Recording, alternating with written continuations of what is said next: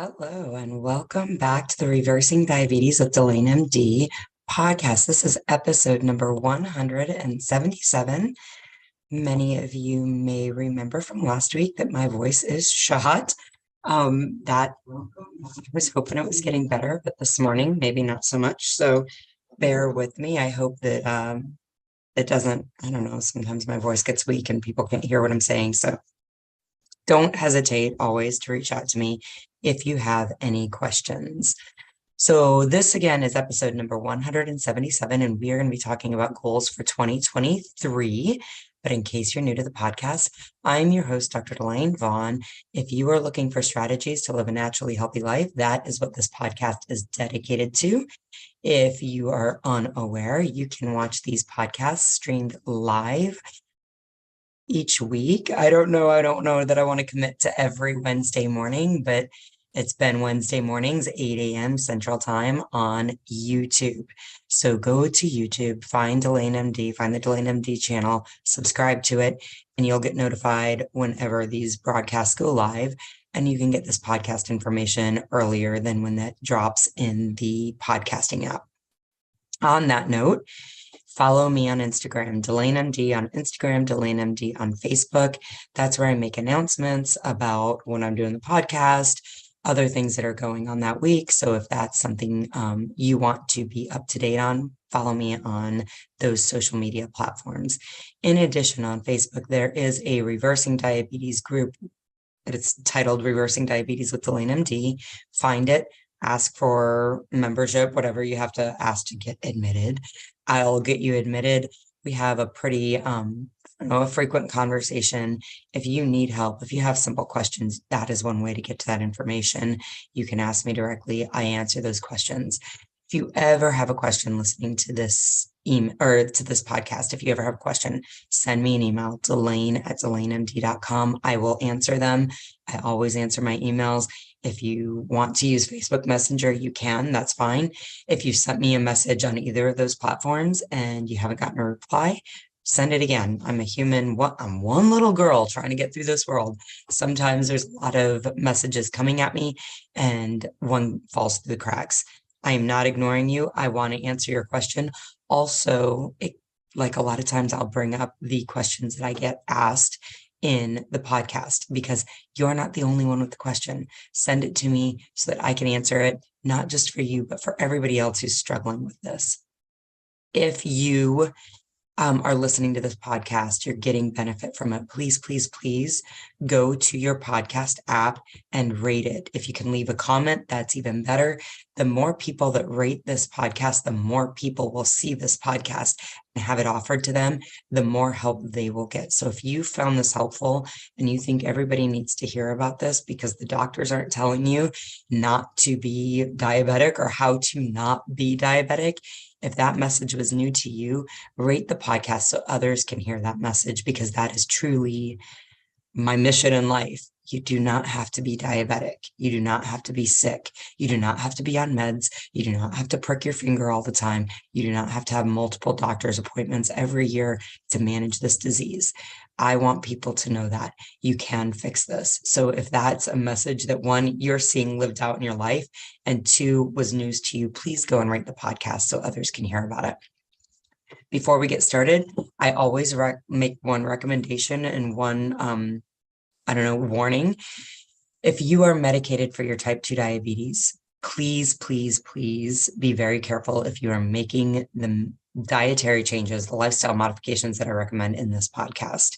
You have been medicated because the way you used to eat. If you change the way you eat, your medications will also need to change. So be aware of that. It can be very dangerous if you are medicated and you start making these dietary changes. You really have to have a pretty close conversation or relationship with your doctor or your medical provider so that you can call them and give them your blood sugar readings, and they can say, oh, you need to come down off this med. We need to decrease the dose of that med. We need to do these things differently to keep you safe. Okay. So if you are medicated, please make sure you're calling your doctor. You're letting them know that you're going to be making changes. And as you start to make these changes and see your blood sugars, which you're monitoring very closely, as you're starting to see those come down, you can call them and say, listen, my blood sugars are starting to drop into this range. What do you need me to do with my meds? If your doctor gives you the answer that they want you to increase your carbohydrate intake, they are probably not the doctor for you. They don't have the same goals you have going into this. If they tell you you need to increase your carbohydrate intake so that you can stay on the meds that you are on, they are not your guy. Don't fall into that trap. They're not bad. They're not malicious. They just know how to treat diabetes with one skill set, and that's medications. And if that's not how you're wanting to fix this in your life, you need to find a doctor who is going to be your partner in this, not who's going to dictate that you just have to do these things and don't ask any questions, do what I say, and move on. Okay.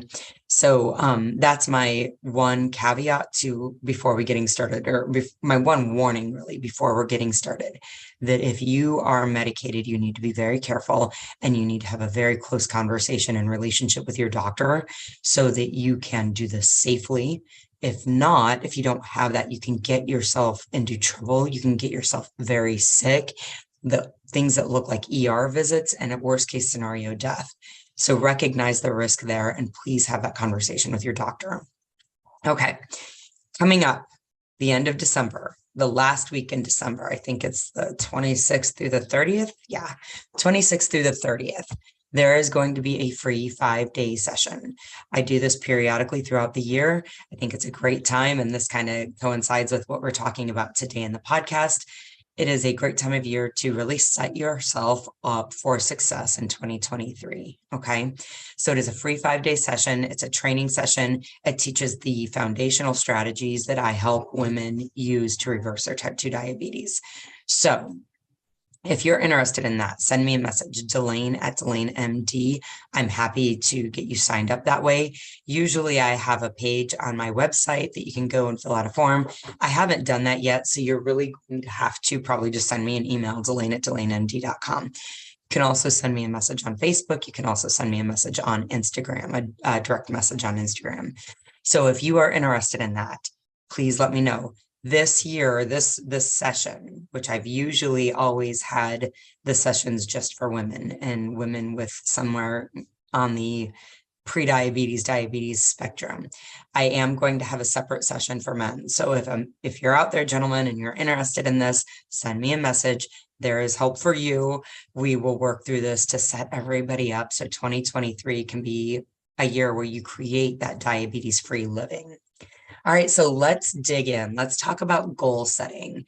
This is something I've done every year, and I feel like each year I hone the message a little bit.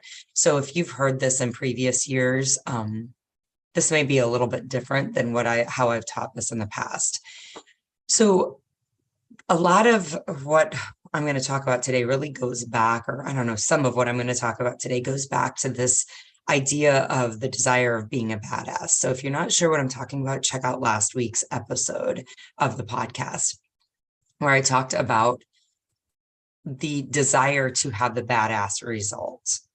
A lot of times we become enchanted with what the end result is, and we don't really look at what it's going to take to get to the result. So a great example that I've used is if you are looking to, I go, and I've done this with people. I've had people go and climb mountains with me, and they want the picture at the top of the mountain where you're at the 14,000 whatever feet summit, and you've got the picture, you've got the mount whatever, and you've got the elevation listed on the card, and you get that picture at the top of the world, seemingly at the top of the world.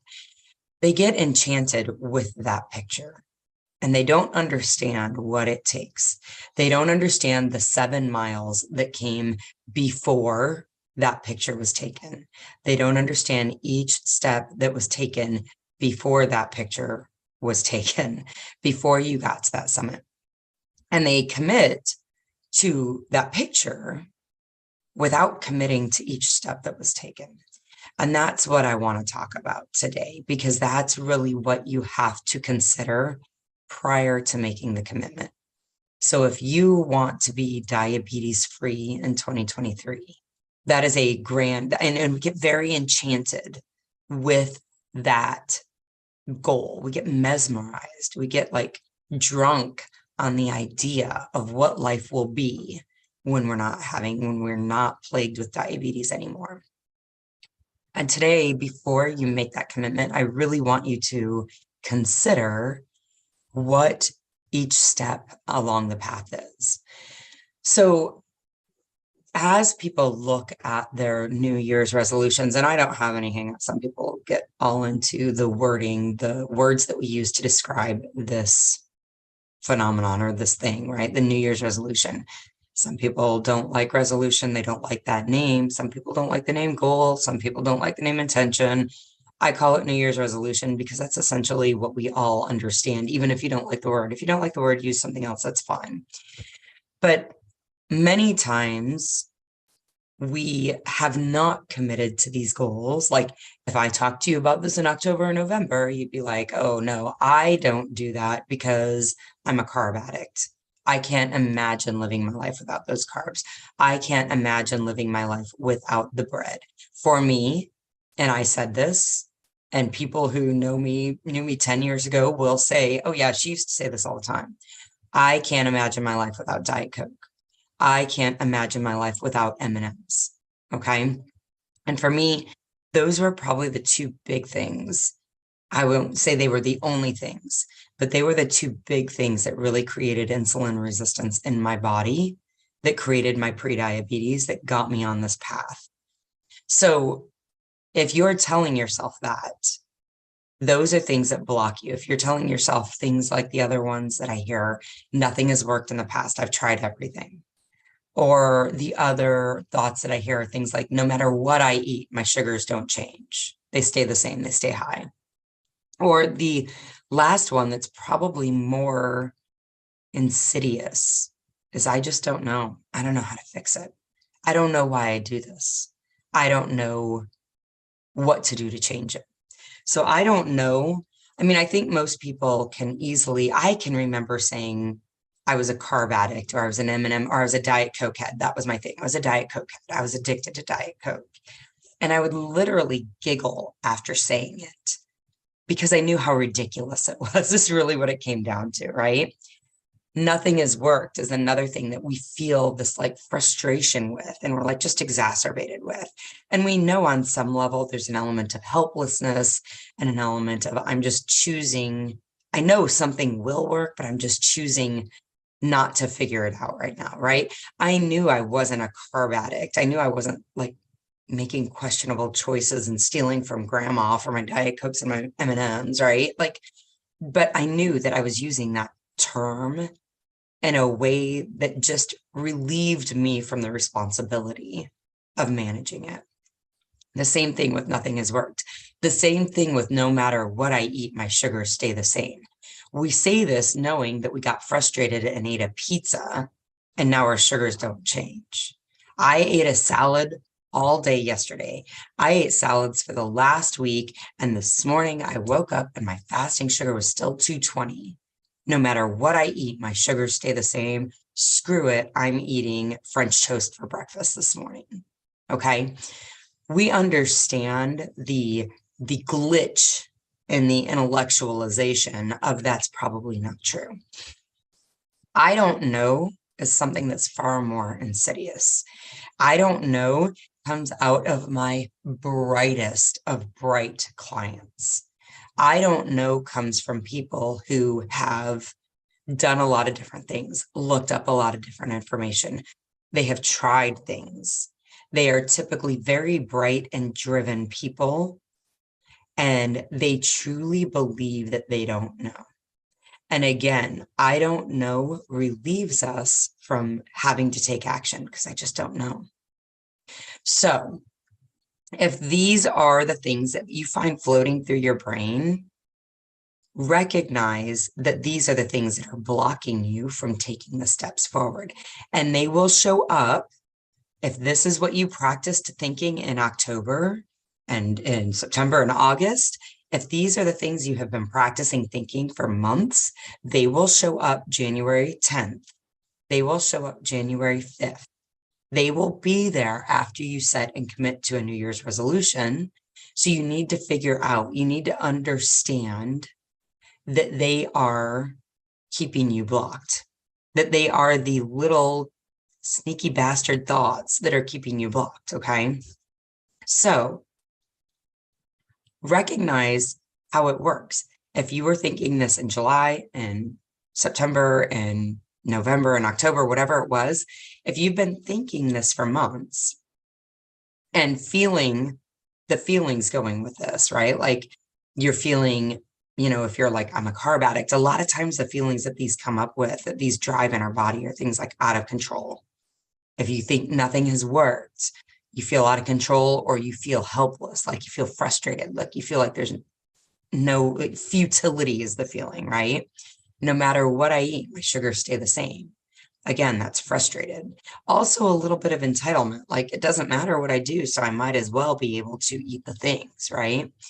And the infamous I don't know really makes you feel just confused and spiraling and the not doing of anything, okay? When you practice thinking and feeling these things, you should expect that they are going to come up again in January. If you have ever committed in the past to making these changes and didn't create the result that you committed to, you also use that as evidence for why I'm a carb addict and I just can't overcome that. Nothing has worked before. I've tried before and I can't create the change that I want. No matter what I eat, it doesn't matter. My sugars stay the same.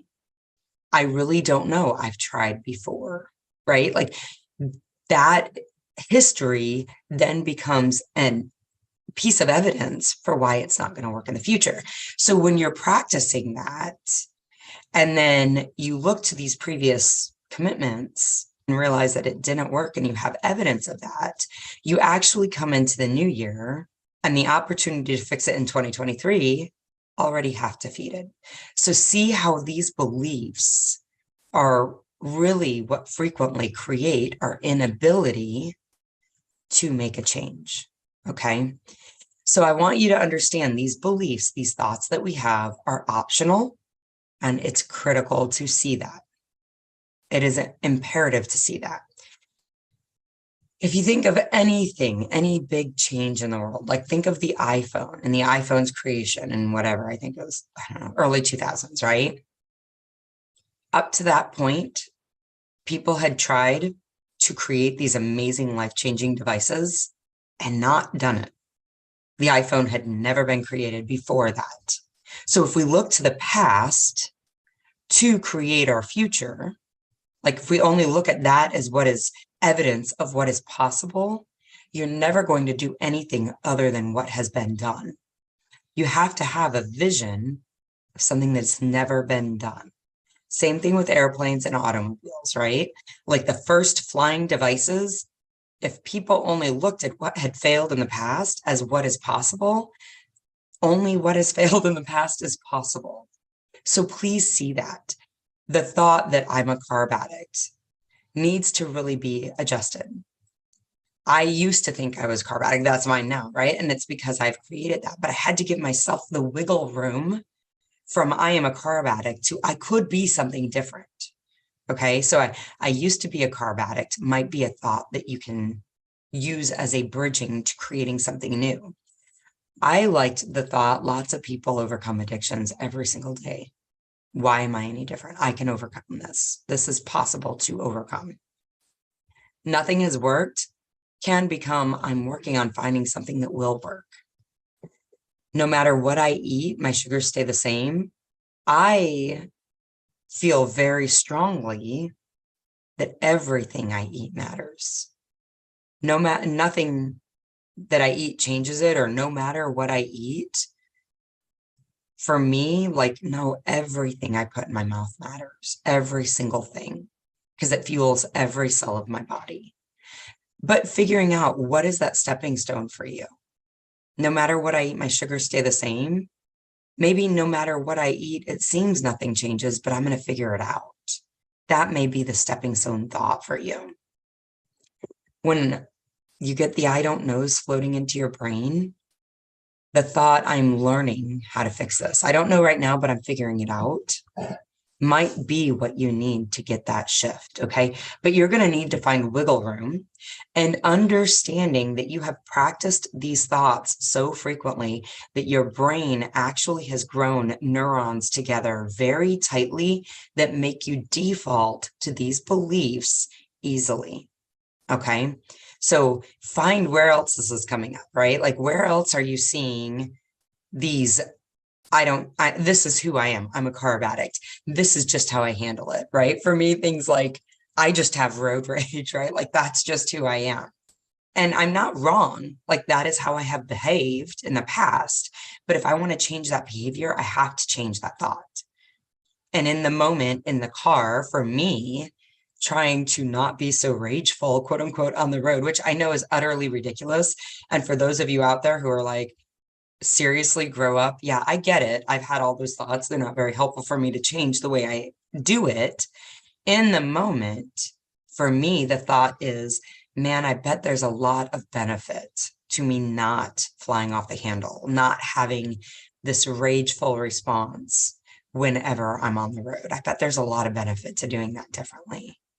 From that space, I get some wiggle room and some softening of this is just how I respond to road, to frustrations on the road.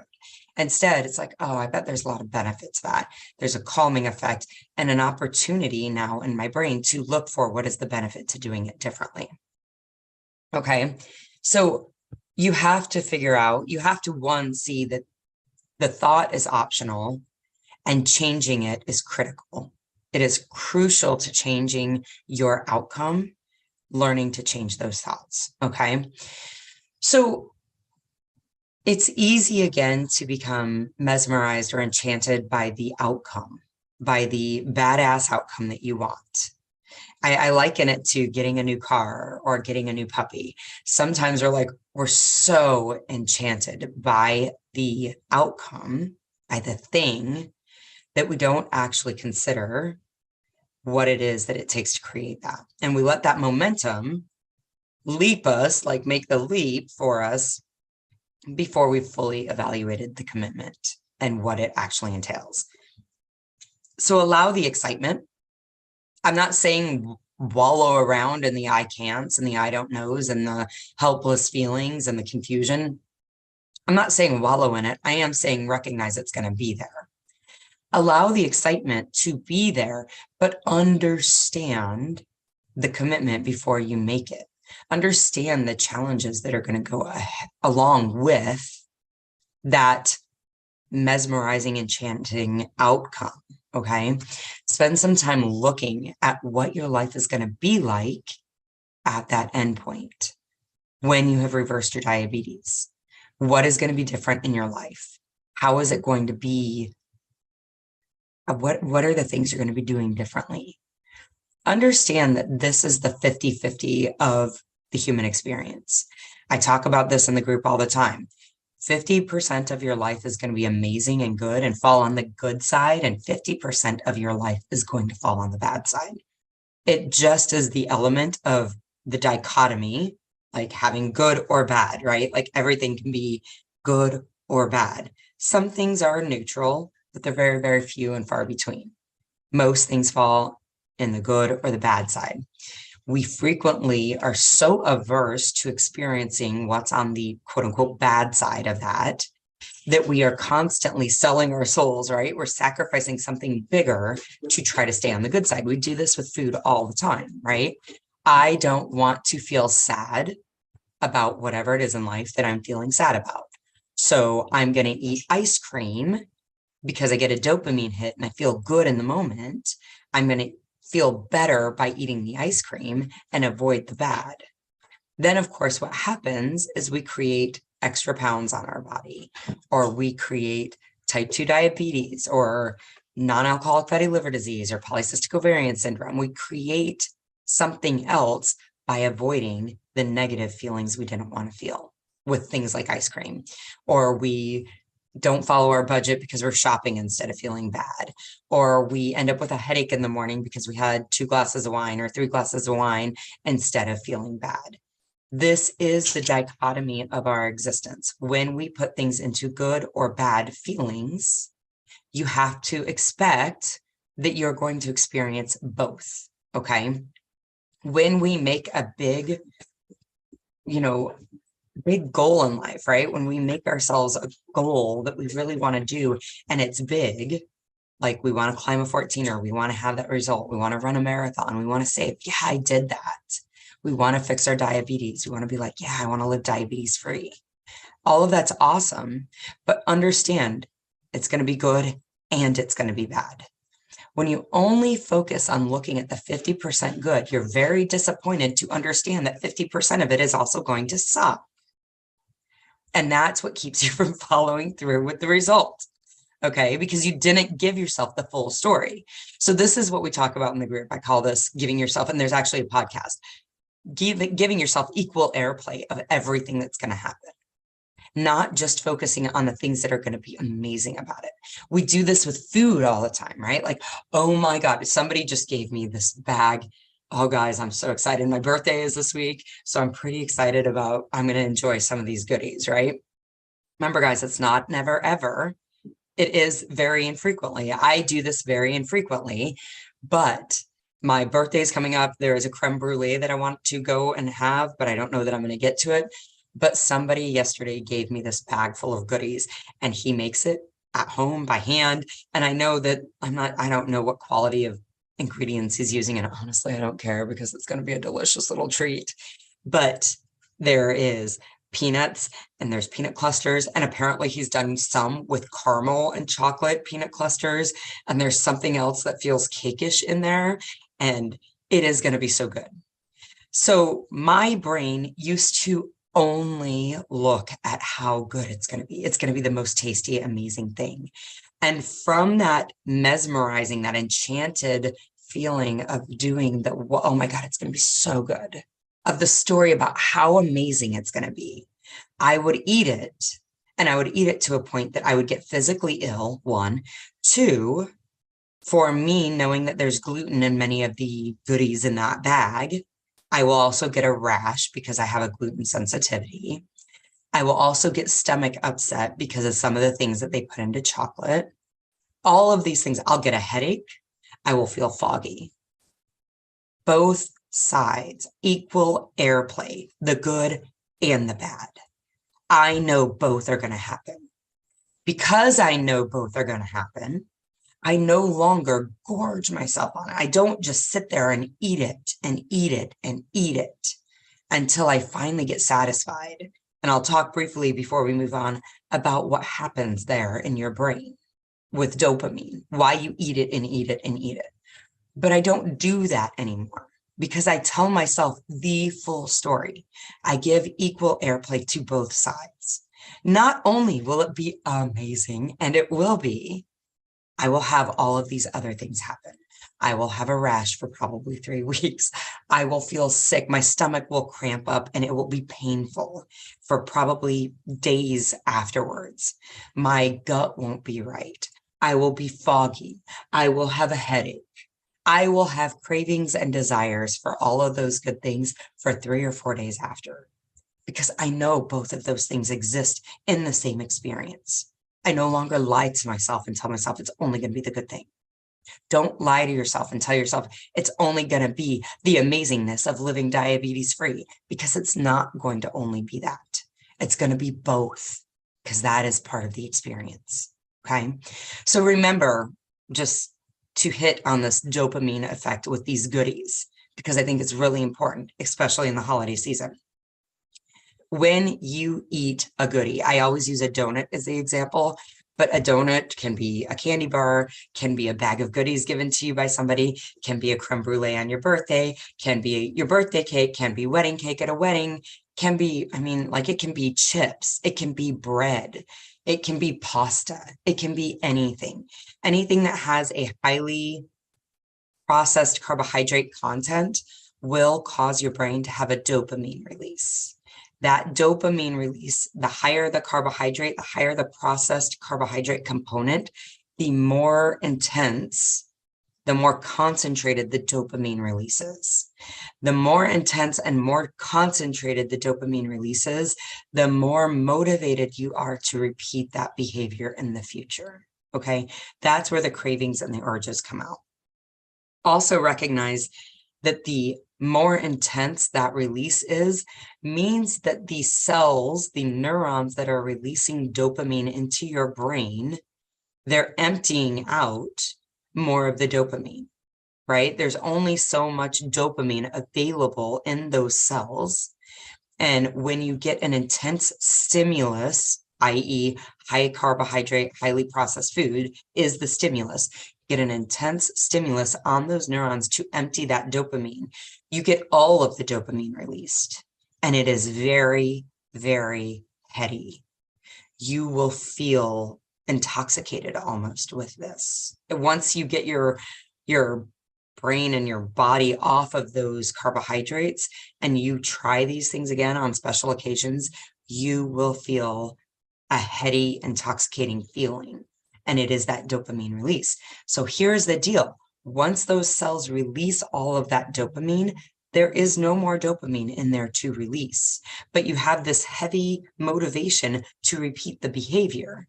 So I always say, you're going to have the first 2 or 3 bites of a donut, and you are going to eat the entire box chasing the feeling that you got in those first 2 or 3 bites. Okay, so understand that. So for me, again, giving both sides of the story, one, I know there is going to be this urge to repeat it, and biochemically, neurochemically, I'm never going to be able to repeat that initial 2 to 3 bites. So I might as well just stop there.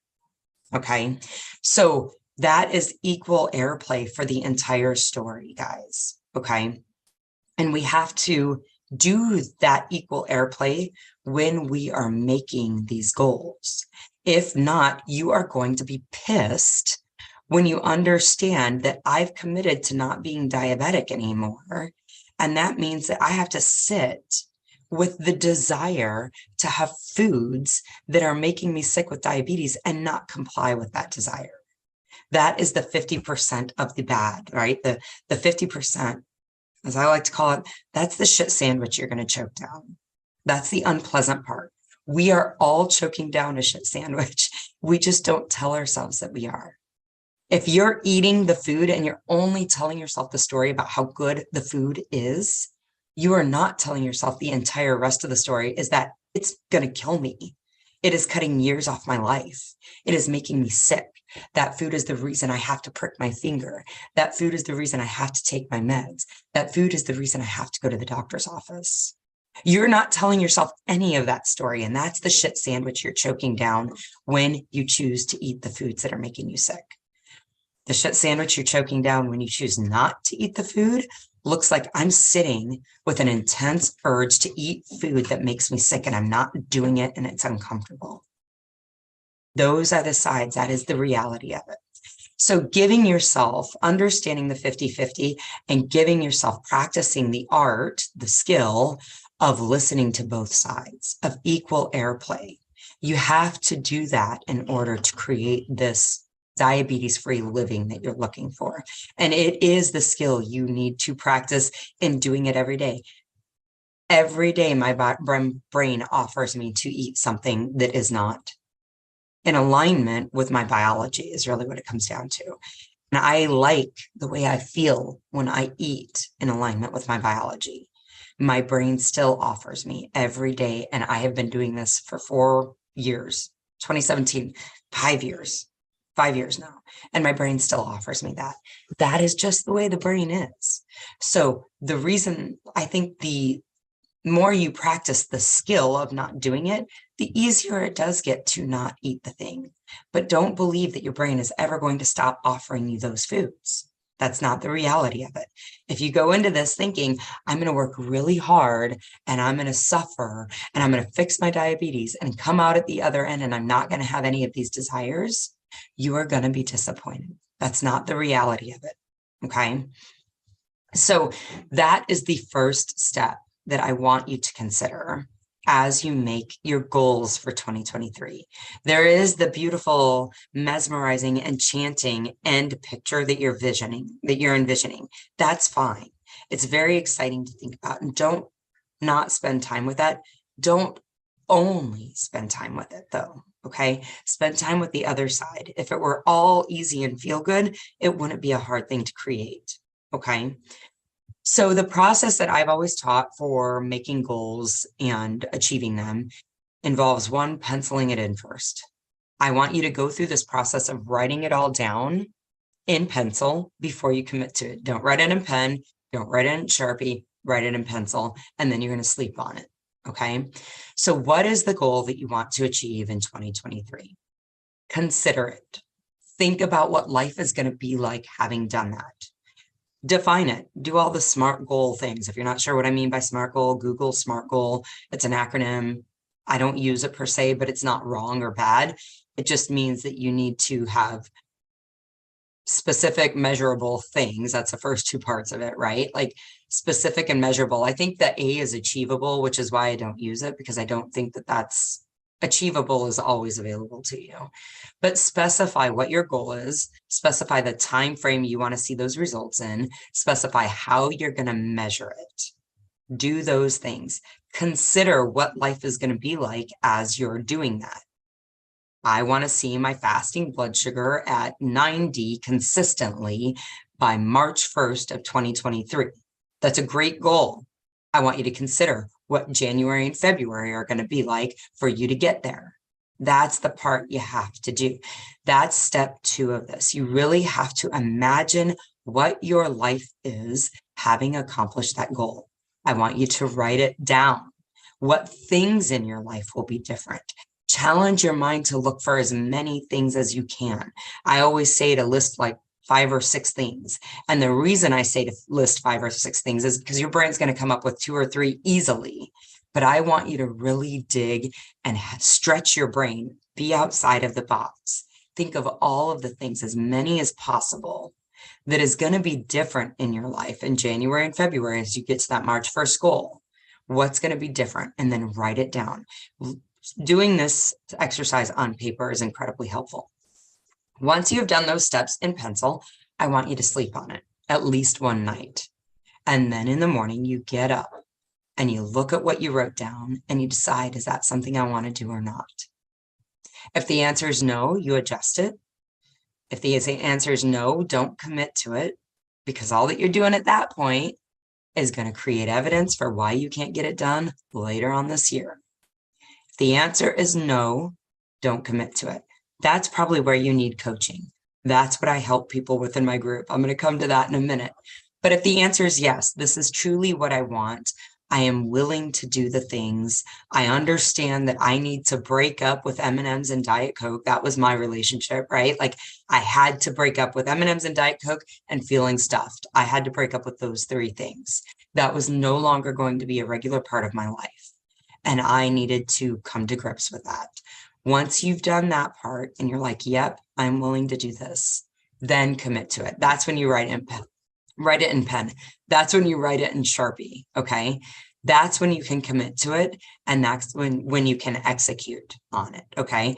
Executing on it looks like that's step 5. You execute. That looks like each day and each week and each month, you write down what 6 things you are going to do to accomplish it. I like 6 things. I like the number, I don't know why. I like the number 6 for this, but write down today, what are 6 things that you can do today and you can accomplish today to achieve what it is you're wanting to achieve.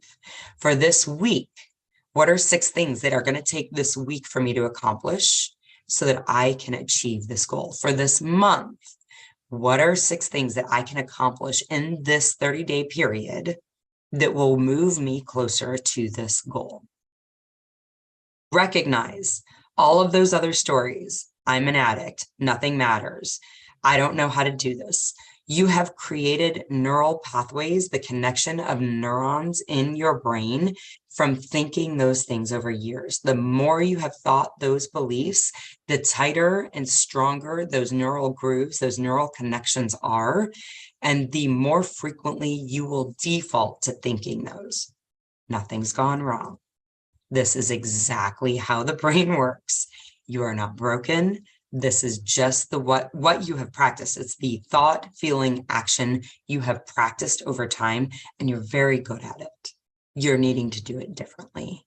So that is where coaching is helpful. Okay. Understand there is help for this.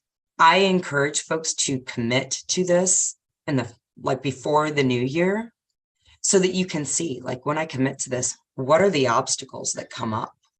What happens? And where do I need to find help to navigate those obstacles? Because I really want this thing.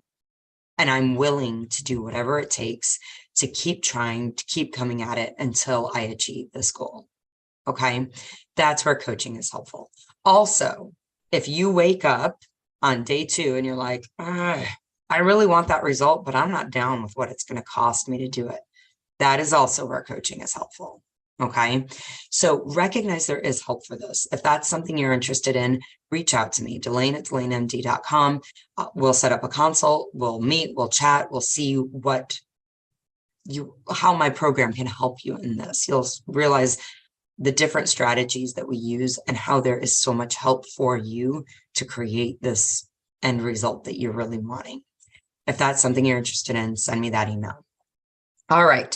I am going to check real quick on YouTube and make sure that there aren't any questions in the comments. Recognize if you're ever watching this live on the broadcast and you do have questions, don't hesitate to put it in the comment section. If you're watching this on replay in YouTube, put it in the comments section and I will get notified and I will come through and answer those. So, okay, I hope this has been helpful. I will be back next week. If you have any questions and you want to email them to me, Delane@DelaneMD.com. I'm happy to answer anything. I'll talk to you next week. Bye-bye.